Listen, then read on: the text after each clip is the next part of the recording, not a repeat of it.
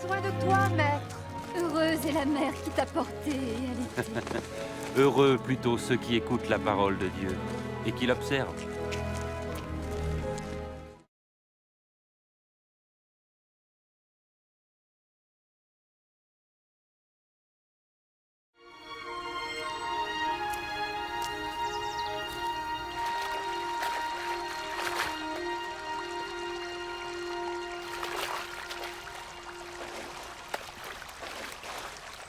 Apprends-nous à prier, comme Jean l'a appris à ses disciples.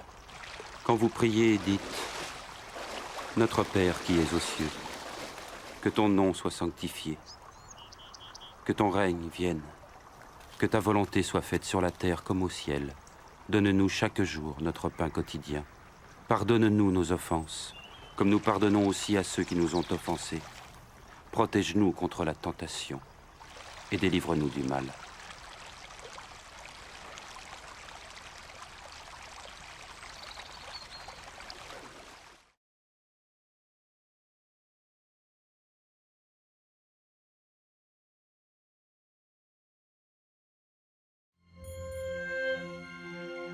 Dans les Saintes Écritures, Dieu déclare que le Messie viendrait pour être le sauveur du monde. La vie de Jésus prouve qu'il est bien celui dont les prophètes avaient parlé. Ésaïe a prophétisé que la Vierge deviendrait enceinte et qu'elle enfanterait un fils. Des siècles plus tard, la naissance de Jésus accomplissait cette prophétie.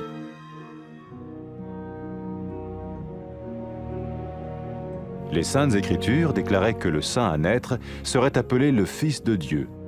Cela signifiait que Jésus serait le Fils de Dieu au sens spirituel et non au sens physique. Nous le voyons par sa manière de vivre. Il a guéri des malades, il a pardonné leurs péchés, les a ramenés à Dieu et leur a promis une place dans le royaume éternel de Dieu. Il s'est offert lui-même en sacrifice pour le péché à leur place. Puis il est revenu à la vie, victorieux sur la mort selon le plan de Dieu. Jésus a dit « Personne ne me prend la vie, mais je la donne de ma propre volonté. » La vie de Jésus n'a pas seulement accompli les écrits des prophètes, mais elle a aussi confirmé la vérité de la sainte parole de Dieu. Les prophètes avaient écrit « Ta parole, ô mon Dieu, est parfaite, elle dure à toujours. » Jésus lui-même a dit « Le ciel et la terre disparaîtront, tandis que mes paroles ne disparaîtront jamais. » Jésus est venu pour nous donner la vie dans toute sa plénitude. Et quand l'homme a désobéi à Dieu dans le jardin d'Éden, il a choisi sa propre voie et ses actions l'ont séparé du Créateur.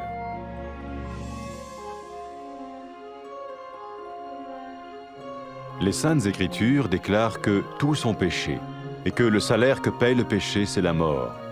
Il s'agit de la mort spirituelle, éternelle séparation d'avec Dieu. Mais tout comme Dieu a donné un bélier pour qu'il meure à la place du fils d'Abraham, ainsi il a envoyé Jésus, le Messie, mourir à notre place. Sa vie, sa mort et sa résurrection restaurent la relation entre Dieu et tous ceux qui mettent leur confiance en lui.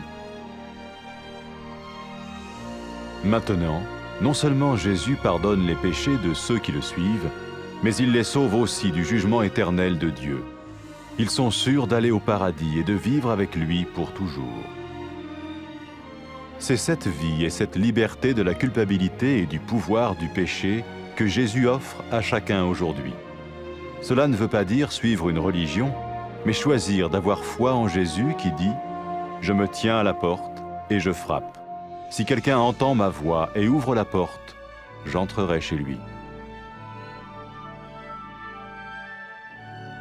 Cela veut dire se tourner vers Dieu et croire que Jésus vient dans nos vies pardonner nos péchés et nous rendre tels qu'il veut que nous soyons. Il ne suffit pas d'approuver intellectuellement ce qu'il dit, ni de vivre une expérience émotionnelle.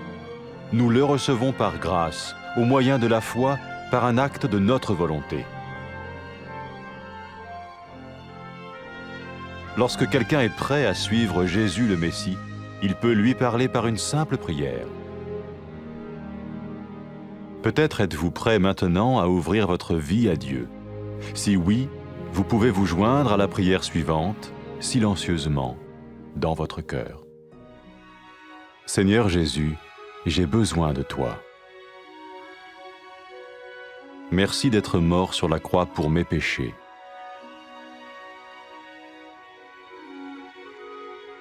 Je confesse mes péchés et je m'en repens.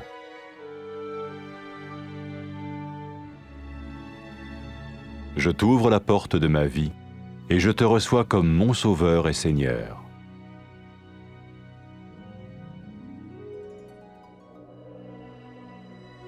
Merci de me pardonner mes péchés et de me donner la vie éternelle.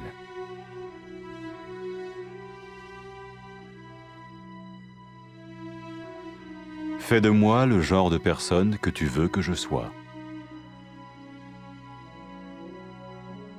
Maintenant que je deviens l'un de ceux qui te suivent. Amen.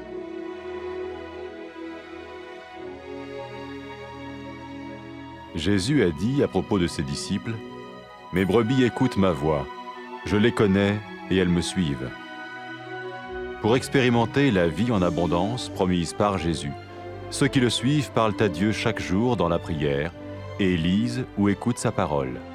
Ils parlent de lui à d'autres personnes et rencontrent régulièrement ceux qui l'aiment et le suivent. N'oubliez pas sa merveilleuse promesse.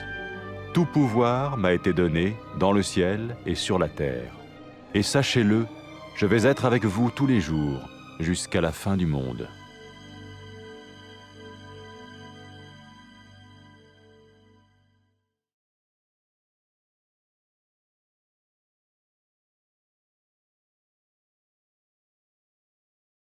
Dinga manje Nkosi. Sibusisiwe sisesakuthwalayo namabele akuncelisayo. Bayathokoza balizwa izwi laNkulunkulu balenze.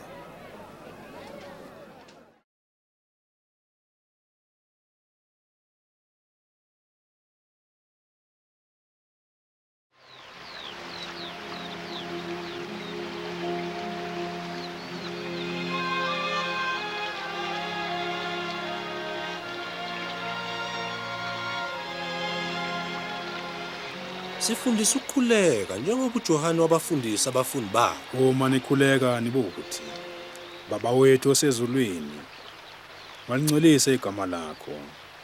Mawufike umbuso wakho, mayenze into lakho emhlabeni njengasezulwini. Usiphe isinkwa sethu semihla ngemihla. Sixolele izono zethu, ngoba nasibaxolela bonke abanamacala kithi. Ungasingenise ekulingweni, kodwa usikhulule kokubi.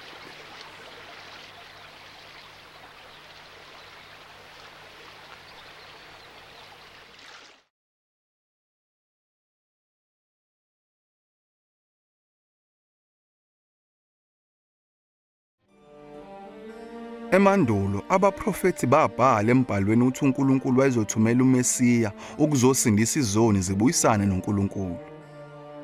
Impilo kaJesu iyakhombisa ukuthi impela ungulomsindisi. Umprofeti uIsaya abhala wathi, intombi nto izokhulelwa izala indodana. Kwenzeka. uNkulunkulu ngamandla akhe wenza ukuthi uMaria eseyintombi nto akhulelwe azale uJesu.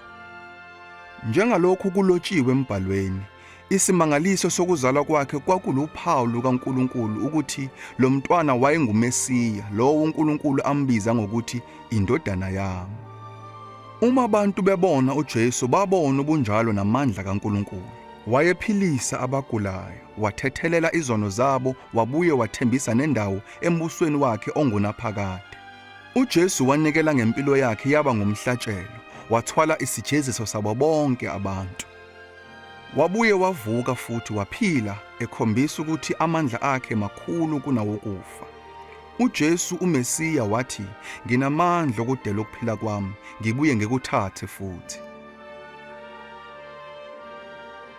Impilo kaJesu igcwalisekisa imibhalo yabaprofeti, iqinisekisa ukuthi izwi likaNkulunkulu ligcwele, liphelele, limi kuze kube phakade. uJesu uyizwi likaNkulunkulu. uNkulunkulu uzambula ngoJesu kubantu bakulelizwe. uJesu uze ukuba asinike ukuphila kuchichime, sibe njengoba sasinjalo ngesikhathi uNkulunkulu edala abantu bokuqala. Kodwa bona bamethembanga uNkulunkulu bedelela imiyalo yakhe.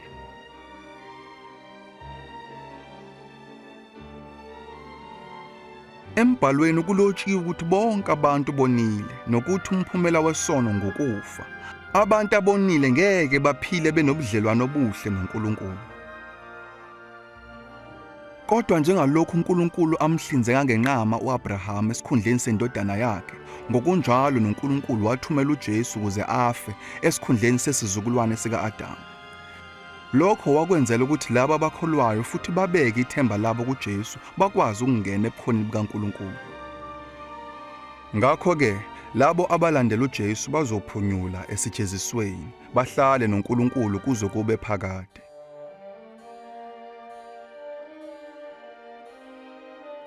Kuthe lapho uJesu esevukile kwabafileyo wathi kubalandeli bakhe, abantu bayoshumayeza izizwe zonke egameni lami ukuthi uNkulunkulu uyazithethelela zonke izono zalabo abaphendukayo babuyele kuye.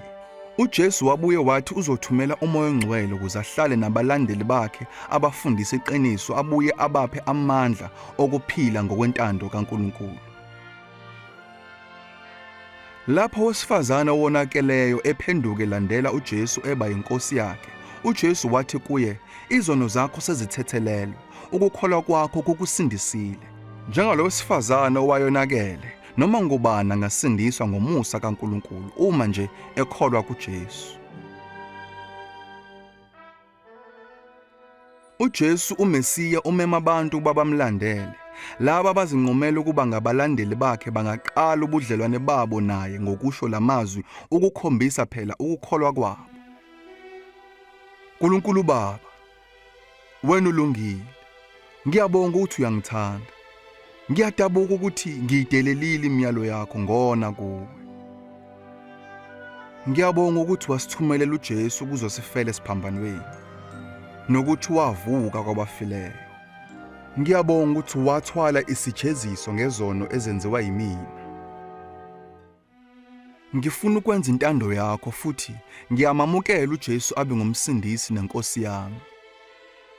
Ngiyabonga ukuthi usungithethelela izono zami, wangivulela indlela yokuza kuwe ukuze ngihlale nawe ngonaphakade embusweni wakho. Ngiyacela ukuba ungiphe uMoya oNgcwele ahlale nami ukuze angifundise intando yakho. Sengathi angangipha amandla okukuthanda ngenhliziyo yami yonke, ngiphile impilo ekuthokozisayo. Sengathi abantu bangakudumisa ezindaweni zonke kulomhlaba. Amen. uJesu wathi ngabalandeli bakhe, izimvu zami ziyalizwa izwi lami, ngiyazazi zona ziyangilandela. Abalandeli bakaJesu bahlangana ndawonye, bakhuluma ngaye insuku zonke. Bafunda amazwi akhe emibhalweni, bafuna ukuhamba ezinyathelweni zakhe futhi batshele abanye ngaye. uJesu uyabahola baqinise ngamandla kaMoya kaNkulunkulu ohlala ezinhlizweni zabo. Enhlizweni yabo bahlala bekulondile lokhu uJesu akusho kubo ngaphambi kokuba enyuke ngefu eyesihlalweni sakhe sobukhosi ezulwini.